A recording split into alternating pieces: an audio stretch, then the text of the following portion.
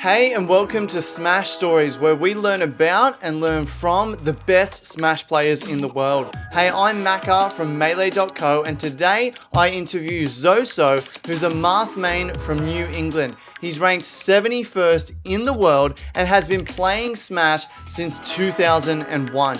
In this interview, we talk about what it was like growing up with Smash, going through the end of Melee as they thought back then, as well as what he does to practice and how you can become a better Melee player.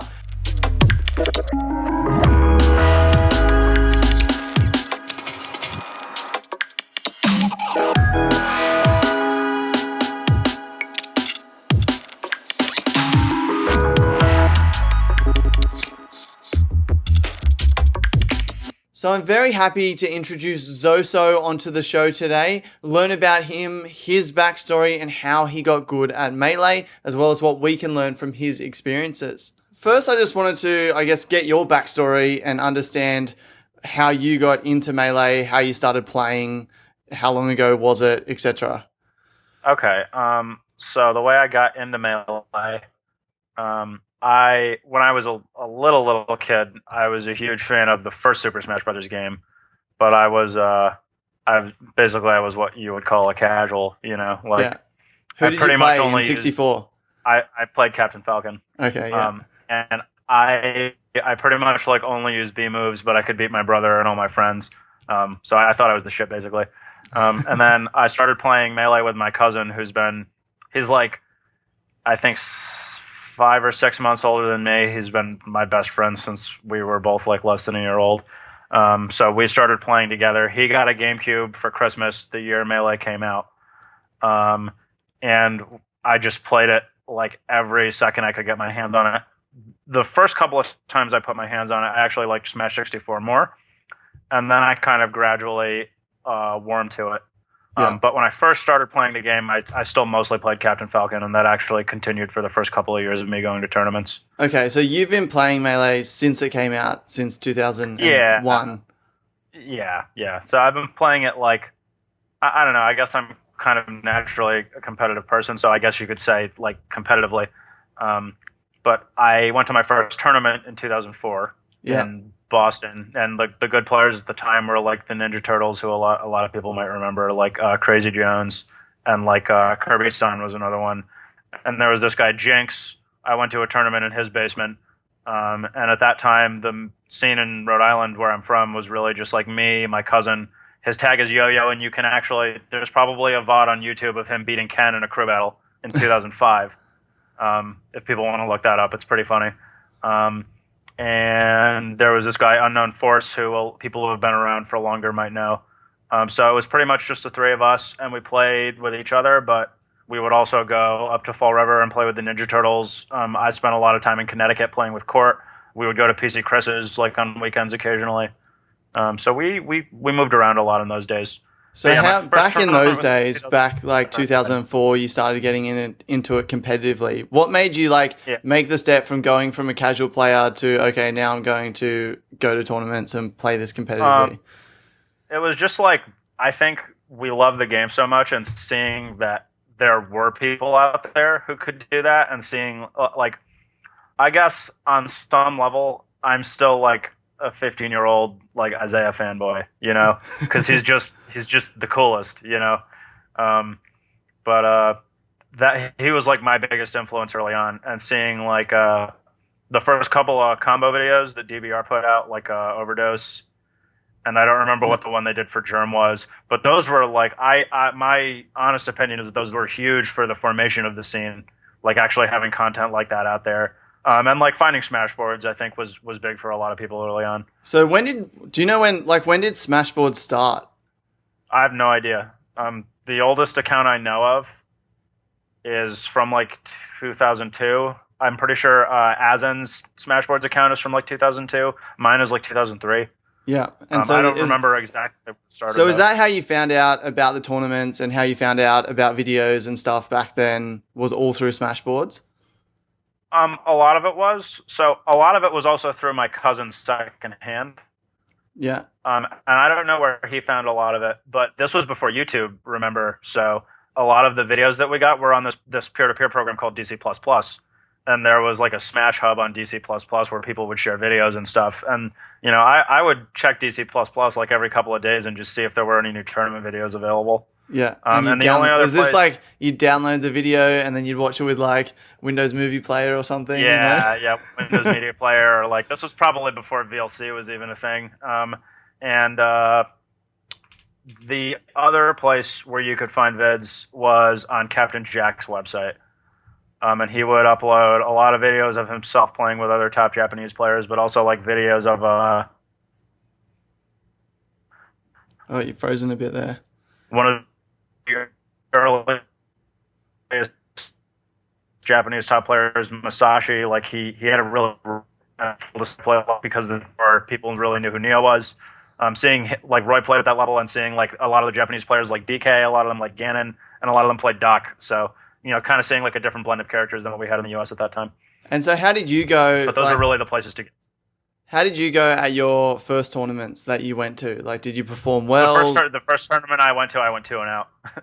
Like, I have no problem admitting that. I got completely shit on at my first tournament. And how did that feel? I mean, I didn't like it, but I also I was kind of in it for the fun of it at the time. But like I lost, and I felt like I could have done better. But I just kept playing. I will say I don't think I got really serious about the game for a few years, and I don't think I really realized I was like good at it until way later. Okay. I think just because like I've played video games my whole life, so it was still kind of just like a thing I did for fun, and a thing I did in some ways kind of mindlessly. So like trying to really pick it apart and understand it was something that didn't come until much later for me. So you were kind of you were playing the game with your friends, you were going to tournaments, you weren't doing like tech grind and things like that at home, trying to analyze matches definitely. to get better. I didn't even have a GameCube for the first like probably 4 or 5 years. And I never ever practiced tech skill for many, many years. Okay. I should have though. Everybody should. So when did you start getting serious about it and say, okay, this is something that I do want to continue to get better at? Like you're ranked number 71 on the top 100 at the moment. Like how'd you go from someone who just plays like semi-casually, not really practicing, just playing with friends to someone who's, now ranked in the top 100 in the world? Well, part of it was that all the good players in New England quit. That was part of it, but it was really just like I don't know. This game has had like such a profound impact on my life, I guess, as part of it. So I just kind of like have always felt this drive to keep doing it. But I think part of it is that I was always I was surrounded by really talented players in the Northeast. Like I played with Court a lot, and I think he's probably one of the main reasons why I got decent at all. Even though at the time that I was playing with him most frequently, I wasn't really able to like absorb a lot of what he was doing. Yeah. Or see why I was good, but like I was really privileged to play with like PC Chris a lot and Korean DJ during their primes. And like it was at a time where I had a car that was pretty reliable. I didn't have a ton going on, so I was just able to travel a ton. And just play as many people as I could. But, I mean, it's kind of like, it's the same, I think, more or less for everybody. Like, there's a couple of special cases of players who have really, like, just come out of nowhere. But it was really, like, just kind of a gradual process for me. Yeah. And so you've been playing, did you ever, like a lot of people that you talk to, they're kind of like, I played it and then I gave it up for a couple of years and then I kind of got back into it. Yeah. Did that happen with you? Yeah, there were periods of probably like 6 months where I didn't really lay a finger on it. Just because like maybe other stuff was going on in my life or maybe I just wasn't really all that interested in it. I mean, it's a combination of things, I guess. Part of it is like, like depression has been kind of a force in my life for a long time. So like another thing with Melee is until, I mean, maybe even this year or like last year, I played Melee and I loved it, but I never really felt like it was like the priority in my life. You know what I mean? Because there's a lot of other stuff that's really important to me, but it's like no matter how much I played Melee and how much I competed and how much I loved it, I always felt like if something else came up and it had to go on the back burner, that'd be fine. Yeah. But it's really like just in the last year or two that I'm really trying to make it like a big part of like my life and who I am. Okay. So do you work or study or stuff as well, or are you like trying to make Melee a full-time thing? I mean, if that happened, that'd be cool. But like, I'm also a musician, and that's never going to stop mattering to me. Yeah. So I mean, kind of finding the balance, I guess, is always going to be one thing. But right now, I mean, I have like a part-time job. I just do like transcription at like a medical office in Middletown, Connecticut, which is near where I live, and I teach guitar privately, and I play Melee. So what was it like during that era, like when Brawl came out and, Melee kind of died? So people say it was pretty weird. And like, it wouldn't really be much of an exaggeration at all to say that Melee died out. There were less tournaments around in general back in those days, but on the other hand, even though there wasn't as much stuff, because tournaments were fewer and far between and more people wanted to go, the whole scene in general felt a little more like incorporated. Okay. Because we used to get a lot more players from New York at Mass Madness, for example. Like that was a much more commonplace thing. And like Connecticut playing with Maine, playing with like the guys from New Hampshire, playing with the guys from Massachusetts, playing with like me and the other players from Rhode Island was not really all that unusual a thing. And like the idea of having like a weekly where you get 70 people, like that didn't happen ever back then.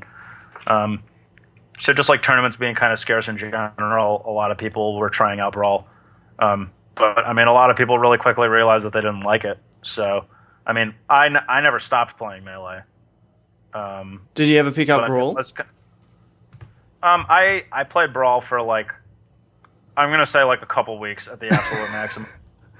But I will say, actually, just a funny sidebar. I play with the springs out of the triggers on my controller. And actually, the reason why I originally did this is to use it for a Brawl controller, because in Brawl, I'm not sure if it's the way they program the game or if it's a thing with the Wii, but it doesn't recognize the analog presses on the GameCube controller. Yeah. So there were times where I would get hit and know that I had shielded, but it doesn't, like all this. I'm going to pop this button out actually. Like all this here doesn't matter to Brawl. So only the digital click would register in Brawl. It was only the press right at the end, and shield games are really important in Brawl. So I tried it out, and then I ended up trying it when I played Melee, and I was like, oh yeah, this actually makes a lot of sense to me. So does that mean when you play Melee, you can't do a light shield because you have no... Yeah, I can't light shield, and actually, I think if I could go back and do it again, I probably would have just stuck with a normal controller, because light shielding is pretty useful. But it has there's like a give and take. There's some things that it's good for. So what's the benefit of it, of not having the springs? Benefit of it, so not being able to light shield can actually be a good thing sometimes, because occasionally you'll see people, they'll go to shield an attack like right at the last possible moment, right before it hits them, and they'll shield during the analog part of the press. So they'll get a light shield, and light shielding means more shield stun, which can mess up your out of shield timing. And also, like, if the springs aren't quite, like, maybe if they're not lubricated, or if the whole assembly isn't quite working properly, because, like, you know, a lot of parts in the GameCube controller are held together with, like, 5 cents worth of plastic. You'll get, like, when you go to L-cancel, for example, especially if it's an aerial that doesn't have a lot of lag, you'll land and then get, like, 1 or 2 frames of a light shield, which kind of, like throws off your whole rhythm. So like little things like that are nice. It's kind of like more of a quality of life thing. It helps for power shielding. But I think the things that it helps me with are just things that kind of like naturally arose just out of like my play style and just the way I use my shield. But like I said, I think the utility of being able to light shield whenever and not needing to like do some kind of setup like where you're already holding A and then you press Z or something. Um, it's just really useful. So I wouldn't recommend it for everybody, but I think it's something worth trying. Yeah, and so does that mean every time you get a new controller, you go ahead and take the springs out of the triggers? Yeah, usually. And I also started, because of the stuff that Cardano is doing now, I got the idea from him to start modifying the gate on the control stick so that I can shield drop with them more easily. Yeah, so you can do that. I have seen that. I'm too scared to open my controller. Like I'm not good at hardware sort of stuff. They're pretty harmless, to be honest. And like, if you have a decent quality set of files, I think the Cardano stuff is mostly very easy to do. But it will wear out after a little while, just like any other controller. Yeah, and so for those who don't know what we're talking about, there are adjustments you can make to your controller so you can shield drop easier, because you have to find like the exact right spot if you don't modify your controller, whereas if you modify it, it just becomes easier. The exact right spot. It's really silly how fine the tolerances are for certain things in the game. Yeah. At the moment, when I can't shield drop at the moment, but like when I do, sometimes I get it, sometimes I roll, sometimes I spot dodge. It's very hard to do. Yeah, it is. So during that period, like when Melee died off, did you notice the resurgence happening like to where we are today? Like, did you notice that, okay, Melee's getting big again, something's happening, or was there like... I think it was just like, I don't think any of us ever really thought that it was going to die out completely, even though it was kind of weird for a while, but it was probably like when the first big tournament started happening again. Is this like Evo 2013? Oh, no, way before that. Because what year did Brawl come out again? 2008. Yeah, so although Evo 2013 was the year we came back, but there were tons of huge grassroots tournaments before then. Like Revival of Melee is probably the one that most people would think of. And then like Pound, like that whole era, that was before Big House. I think the first Genesis probably happened around that time, like give or take a couple of years. But it was just like seeing the really huge stuff happening again, like the big apexes. And I will say though, like the culture of having like a weekly with 70 people twice a week, that's happened in the past like 2 years, maybe. Yeah. In New England, at least. Well, that doesn't, like, I'm from Australia. I live on the Gold Coast, and we have a weekly once a week, and we get anywhere between like 4 and 12 people or something like that. Yeah. So, but we have a much smaller population than you guys do. So, and now like a decent tournament for us, like a monthly tournament, is like 40 people. Yeah. So we've got a long way to go to like catch up to the States and what you guys are doing over there. That's cool. Yeah, that's cool. So let's talk about like your tournament performance. I don't actually know like how well you do in tournaments. I don't know how well you've performed. Have you had like, what was your best tournament? What placings do you usually get? Talk us through some of your tournaments. My best placing was probably Zenith in 2012. And that was the only tournament of that size where I've gotten top 8. But I've spent a lot of time going to big tournaments and not competing, just because I kind of like hanging out. But that's kind of going back to what I was saying a little while ago about how I want to like make this an actual priority in my life.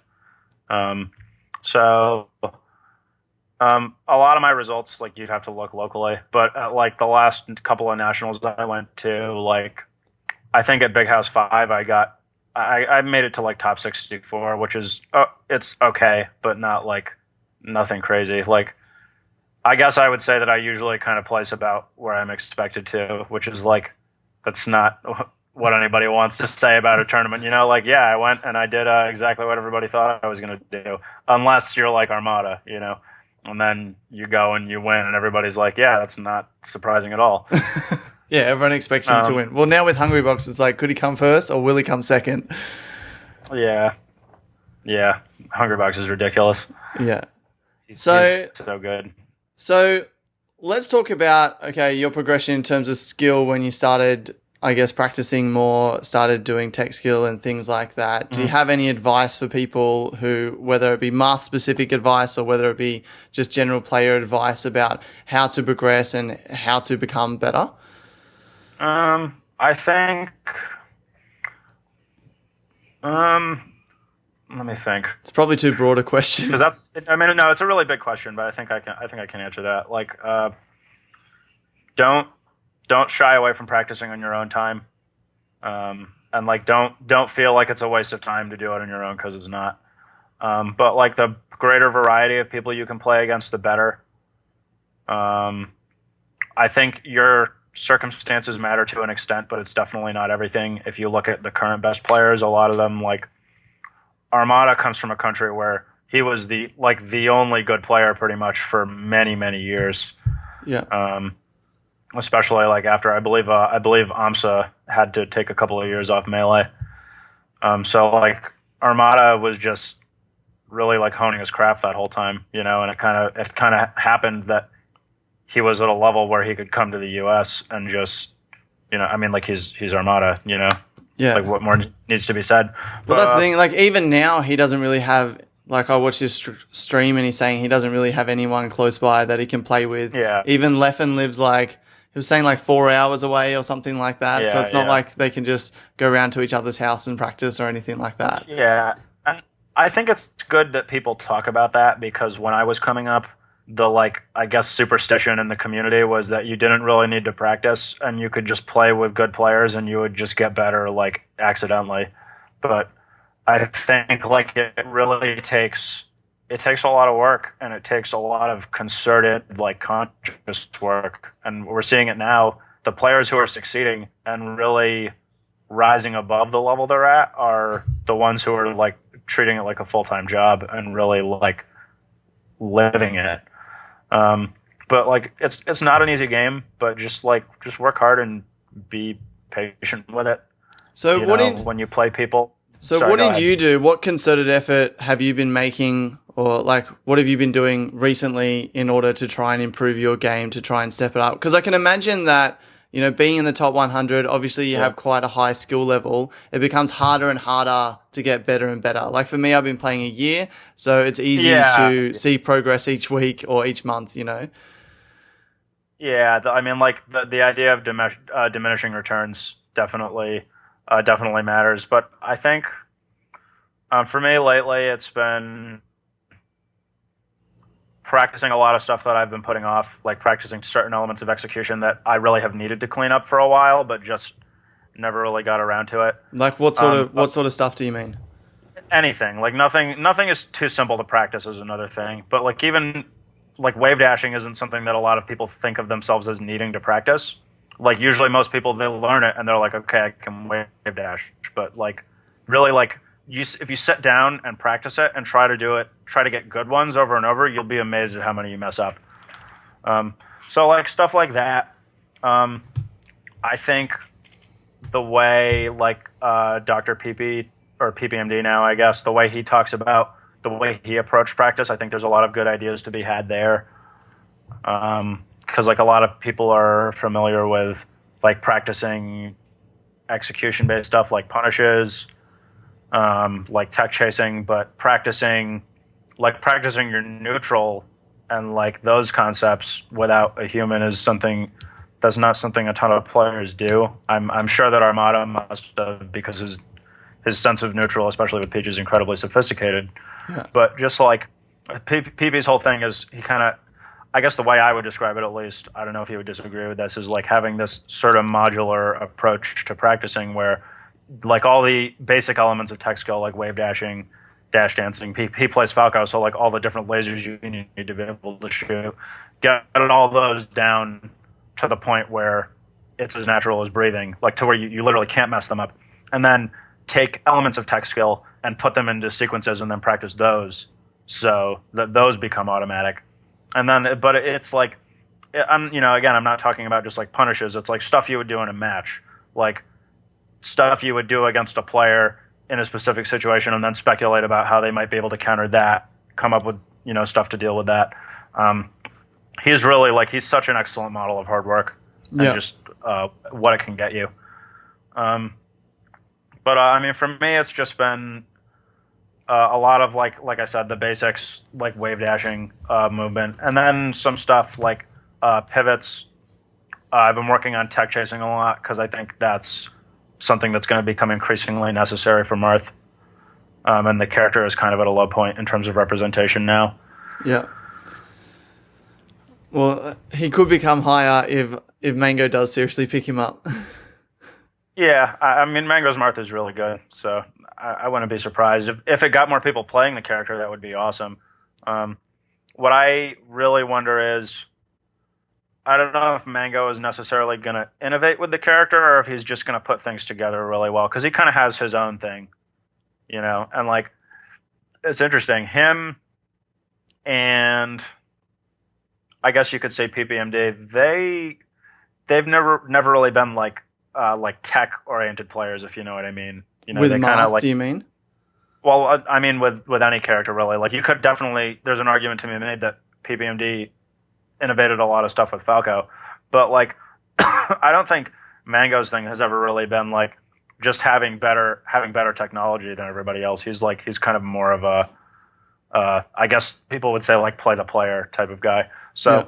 It'll be interesting to see how it carries over to Marth, but I think his Marth is really good. I think a lot of current Marth players could learn a lot by watching him. But I just think the way the character needs to go now is kind of more in the direction of like optimization, I guess. So is this kind of like taking the 20GX approach that people have taken to Falcon and like applying that sort of similar approach to Marth in terms of... Yeah, something like that. Yeah. Yeah. Mm-hmm.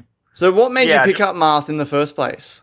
So like I said, I originally made Captain Falcon, and I was tired of always losing to Fox and Falco, so I picked up Marth to play against them, which is probably how a lot of people picked up Marth early on, to be honest. But I picked up Marth, and then the more I played him, and the less I played Falcon, he just I think he kind of lets me play the game the way I want to. And even though there have been times where I got frustrated with what I felt like he offered me, ultimately I think like there's so much that is still yet to be done with him. I think he's really incredibly good.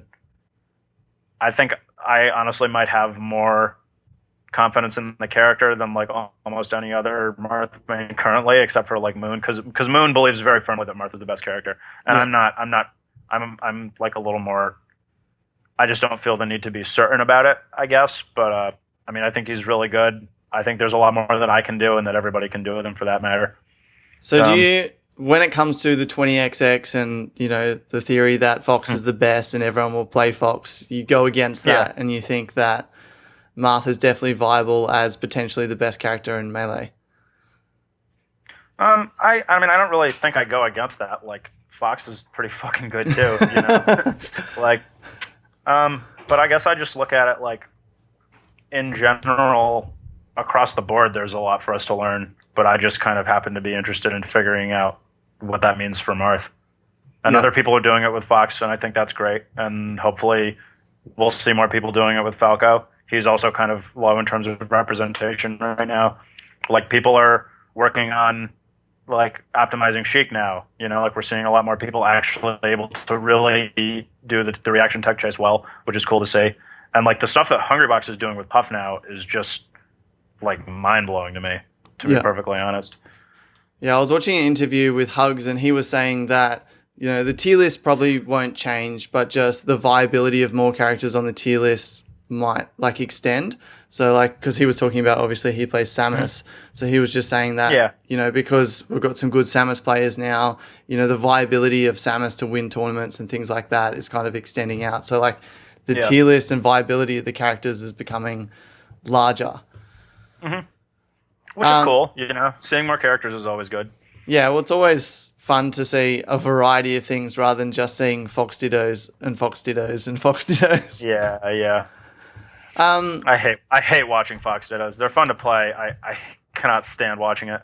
I used to hate watching Fox Dittos because I was like, I'm just sick of watching this character, but I don't know. I think you've got to, if you're going to watch Melee, you got to kind of like that because as soon as it gets into the top 8, you've got so many people who are playing Fox. You're going to see at least a few. So I play Peach, and so for me, like, Marth is like one of my like nemesises because like the Marth Peach matchup just feels so hard as Peach. What do you think about that matchup in terms of Marth versus Peach? I think uh, um, Marth definitely has an advantage. Like, I think if you look at Marth versus really floaty, high survivability characters, I'm not going to say all the matchups are the same because there's definitely interactions that are different between each of them. But it's like Marth, I think, is going to win like almost 70 to 80% of interactions if he plays it right. Like, it's going to be really hard for Peach to get a hit, but then if she gets in and she stays in, it usually doesn't end well for Marth. But I mean, I think if you play around dash attack well and you deal with turnips well, I definitely think Marth has an advantage. But it's also like, if you look at the way Armada plays it, and I think it's probably fair to say that he's the best anybody has gotten at it so far. His whole thing is like any Marth he plays, unless he's like clearly levels above them, he'll have a lot of bad interactions. Like, he'll lose out a lot, but his most impressive strength, in my opinion, specifically in that matchup, is just like damage control and like not really ever letting himself just lose a stock when he shouldn't. Yeah. So, because like his command of defensive options is really, really, really top notch. So it's like just keeping yourself alive long enough to get the chances to go for like crazy outplays and work your punish game. Yeah, that's something. So I got given that advice as well. I was like playing against Marth, getting really frustrated, and I've got a friend who's a Peach player as well, and he was saying, look, like, don't get frustrated. Marth will juggle you, and you will just like be juggled for half of the game. But like, often he can't kill you by doing that. So as long as you can like keep your cool, stay calm while that is happening, and then just try and get back to stage. Do you know Rainbow?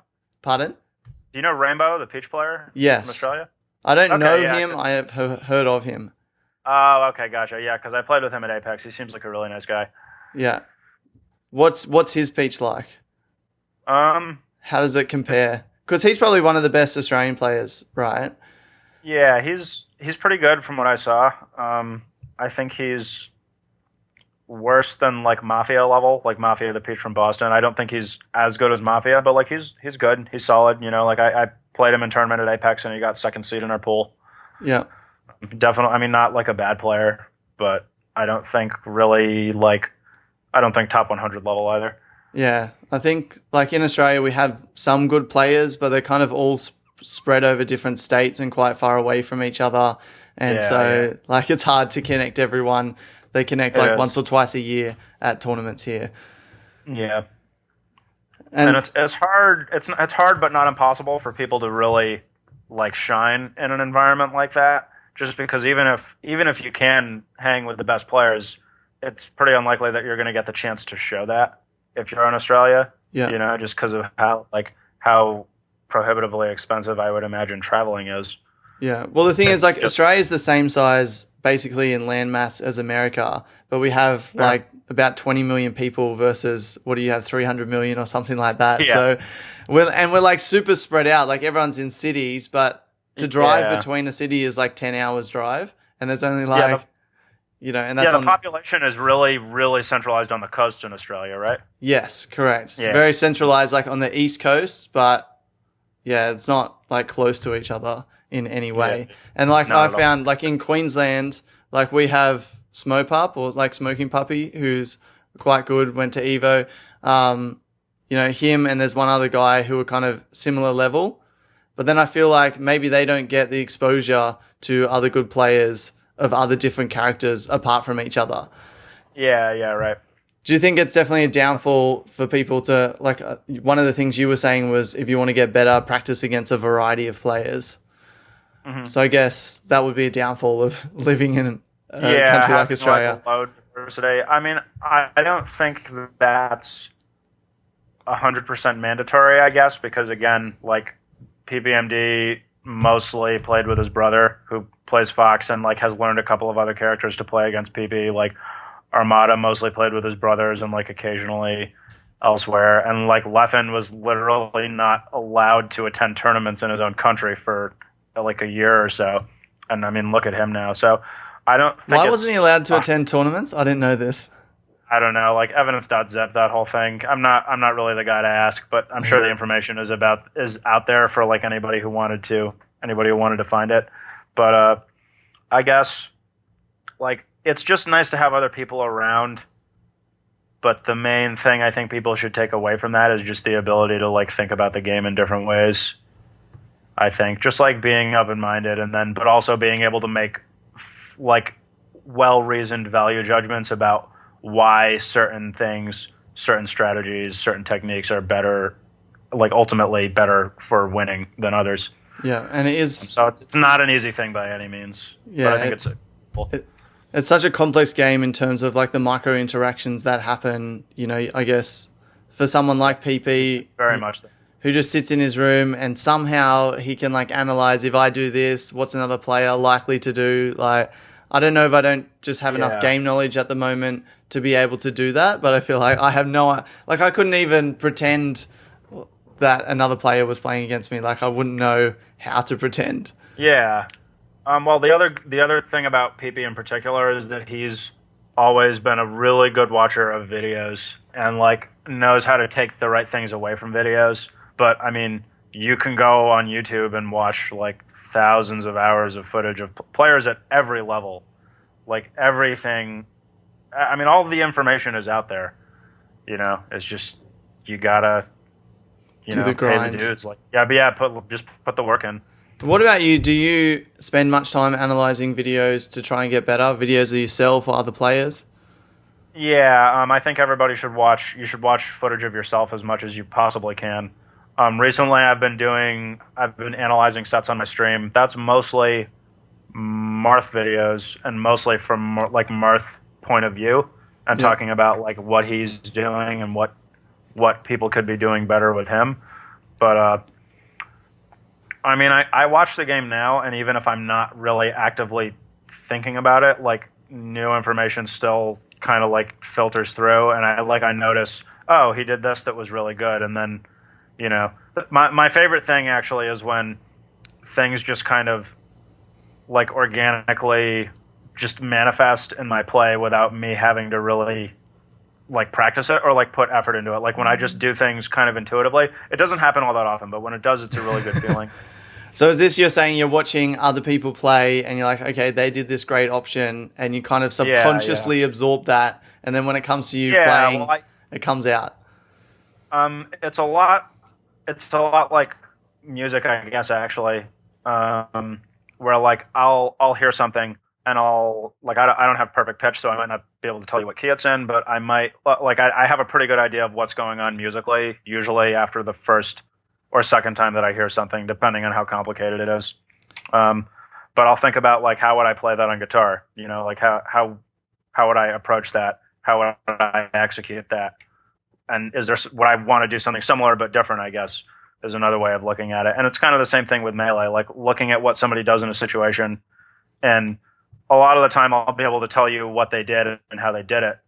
And a lot of the time I might even immediately like understand the application, but there's also like a lot of little quirks in the system of the game. So sometimes I have to look for outside information, which also happens a lot with music.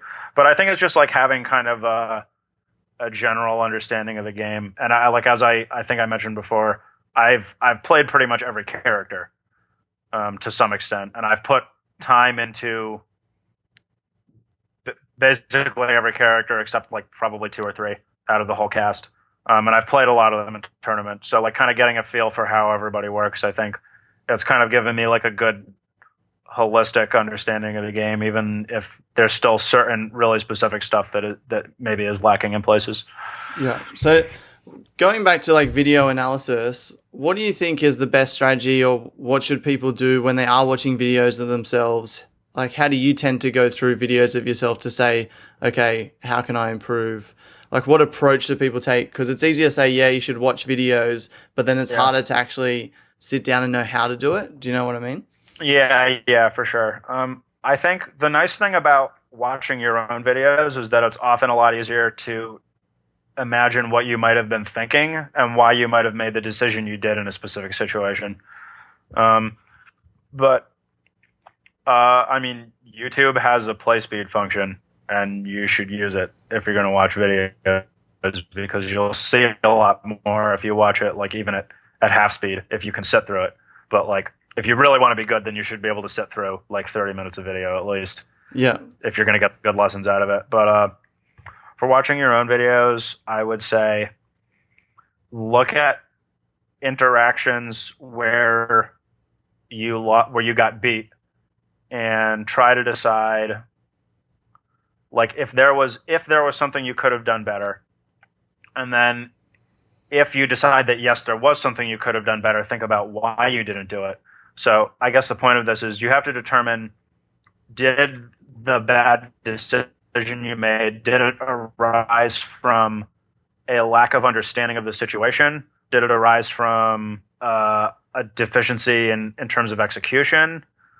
Or was it just like something that kind of happens in fighting games a lot? Sometimes you just make a decision, you commit to it, fully understanding the situation and like the potential consequences, and it just happens that, you know, they made the read on you.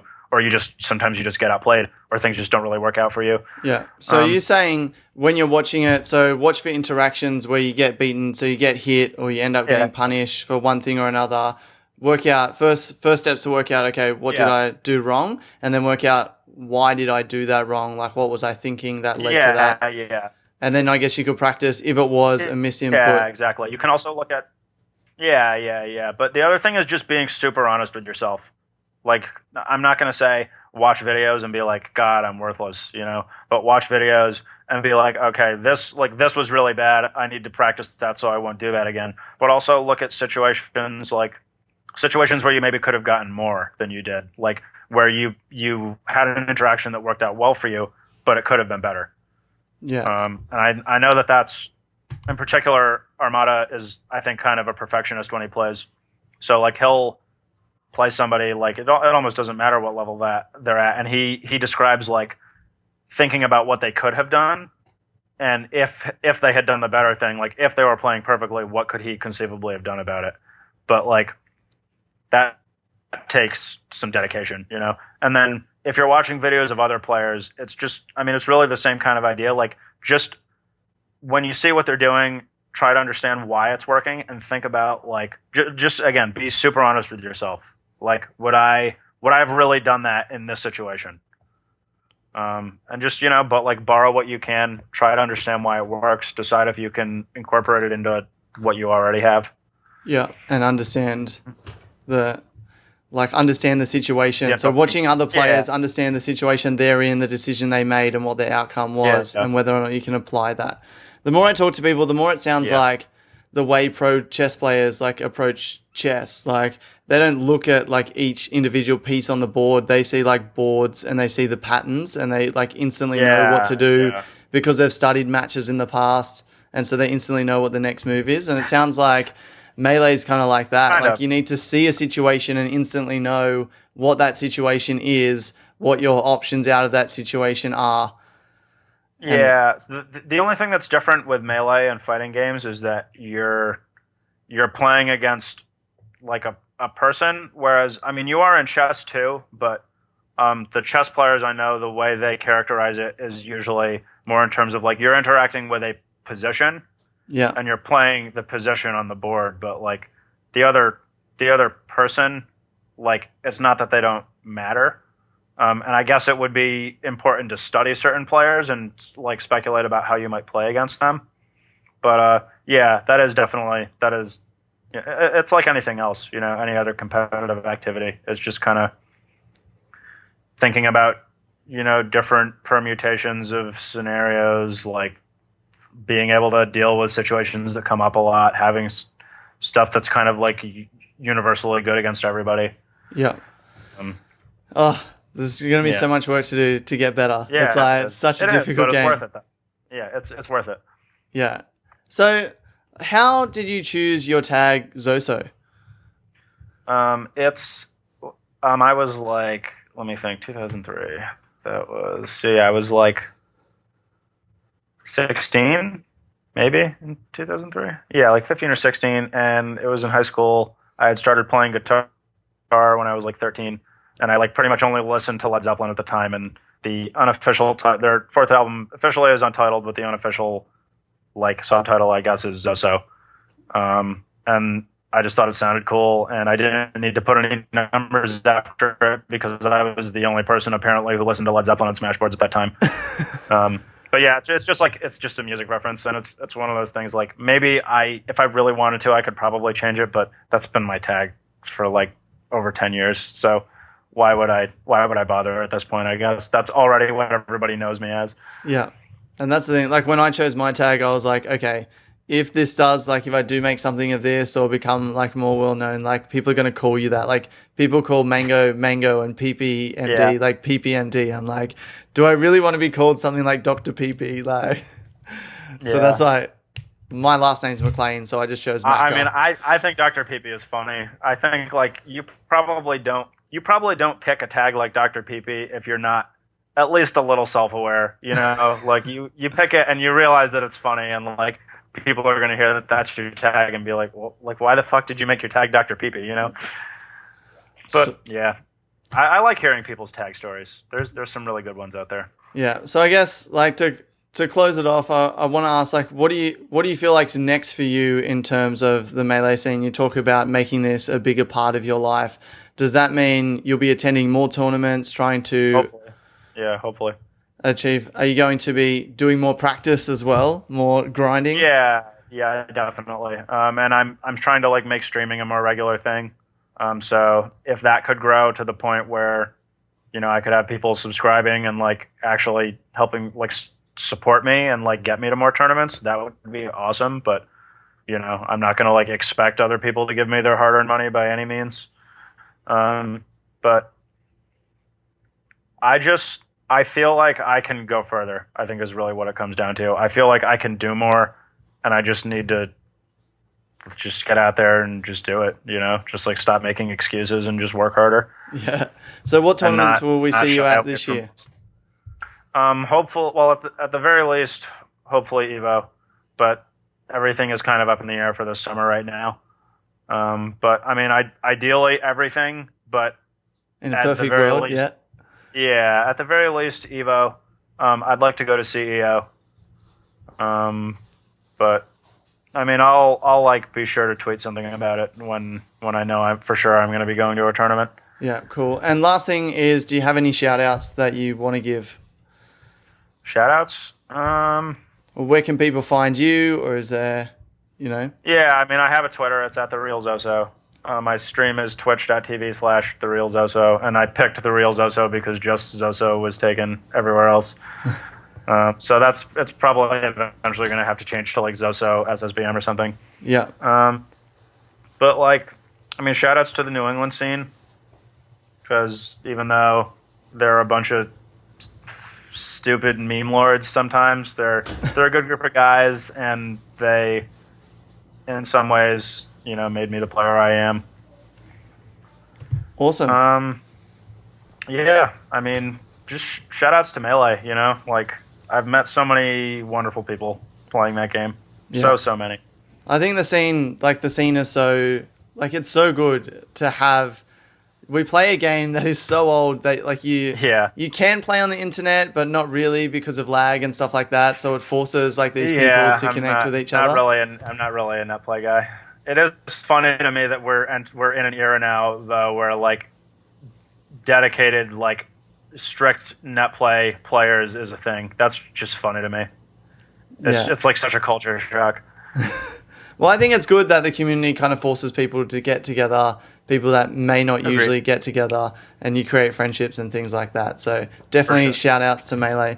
So I hope that you enjoyed that interview with Zoso, a Marth main who's ranked number 71 in the world. You can see this video and more by going to my website, which is Melee.co. You can also follow us on YouTube or find the podcast on iTunes simply by searching for Melee.co. I've got a lot more Smash stories lined up for you guys. You are going to love the people that I'm interviewing, people like Wife, people like Connor the Kid. It's all coming up, so make sure you stay tuned for that. And if you want to be featured in the next Smash story, then connect with me on Twitter at Ryan McLean. That's RyanMclean. send me a tweet and we can organize to interview you and to hear about your Smash story. Whether you're top in the world or whether you're just getting started, I'd love to hear from you. So again, just hit me up on Twitter. So that's it for today, guys. Until next time, keep calm and play Melee.